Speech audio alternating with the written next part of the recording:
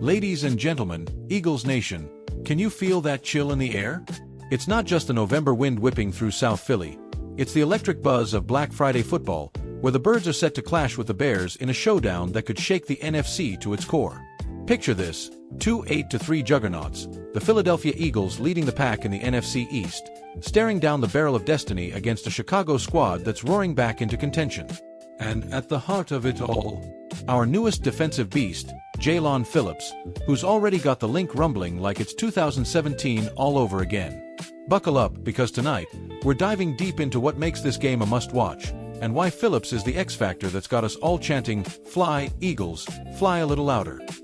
Let's rewind the tape just a bit, because if you're an Eagles fan, you've been living this roller coaster. Just 2 weeks ago, Jaylon Phillips arrived in Philly like a hurricane off the trade block from Miami.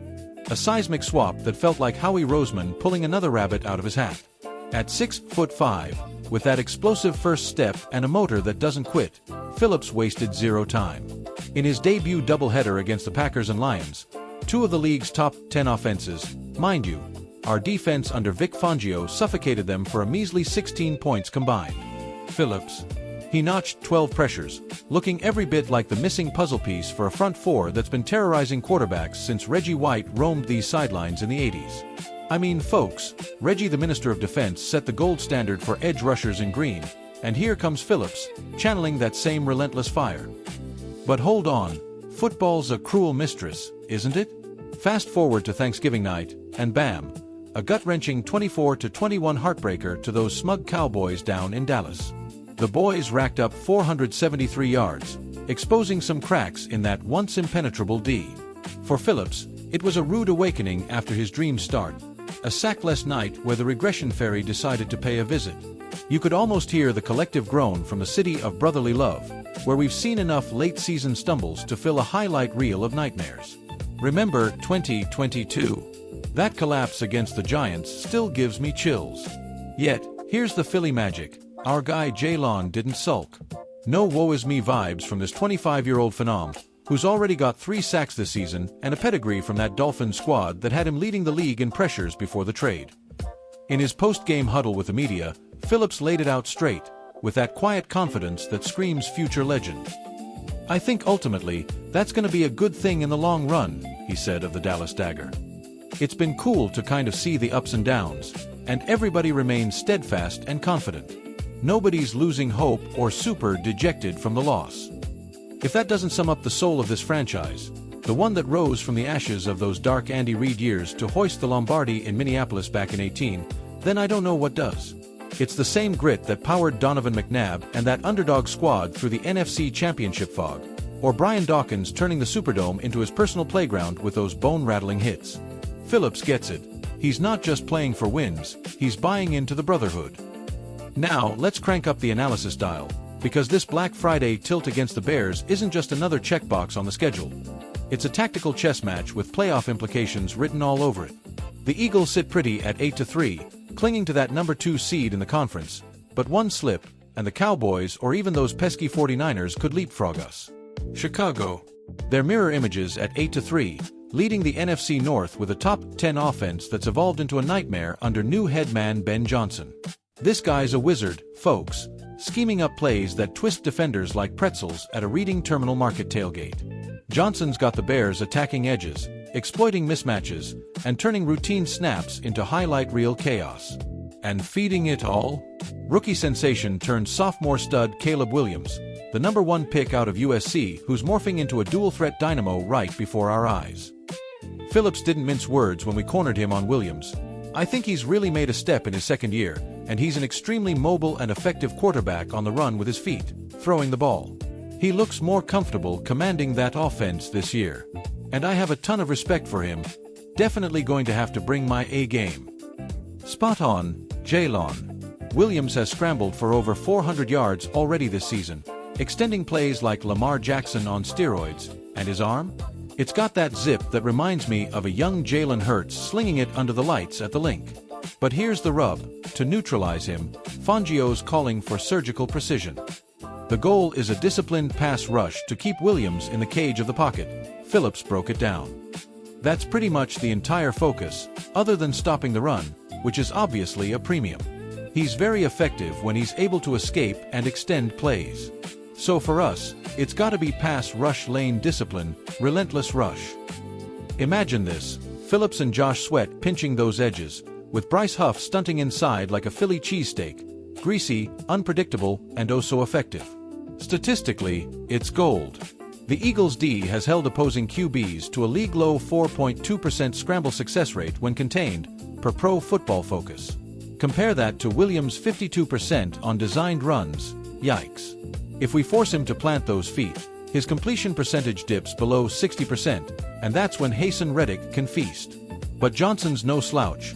His motion-heavy sets have gashed defenses for 28 first downs after the snap this year alone. It's edge attack chess, and Phillips knows Johnson's playbook inside out from AFC East battles. They do a good job of attacking the edges and exploiting weaknesses, he admitted, putting Caleb and the skill guys in position to succeed. We're just gonna have to be relentless, play disciplined, and technically sound. Fangio, the grizzled veteran who's turned around more defenses than I've had hot takes, echoed that in our exclusive sit-down. Jalen's voice in that locker room? It's gold. This loss to Dallas? Fuel. We're built for these moments, the ones that echo the Birds Super Bowl run when we shocked the world. Zoom out for a second, because context is king in this league. Historically, the Eagles are 7-4 against the Bears since the merger, with that iconic 31-3 rout in '85 still fueling barstool debates. But dig deeper. Philly's pass rush has been the NFC East's envy, racking up 32 sacks through 11 games, tops in the division, edging out Dallas by 3. Phillips a rival? It's bumped our pressure rate to 42%, a 12-point jump from last year's mid-season slump. Remember when the Sanchez days had us dreaming of glory? This feels like that, but with Hurts' legs adding 500 rushing yards and A.J. Brown torching secondaries for 900 receiving. Injuries. Knock on wood. Devonta Smith's nicked up, but back for this one, and Jason Kelce's retirement void? Filled by Cam Jurgens channeling that center legacy like a boss. Expert take from ESPN's Tim McManus, a Philly kid at heart. Phillips isn't just a rental, he's the trade that tips the scales. If they bottle Williams, it's a statement win that buries the Cowboys' hopes. And let's sprinkle in some voices from the trenches, shall we?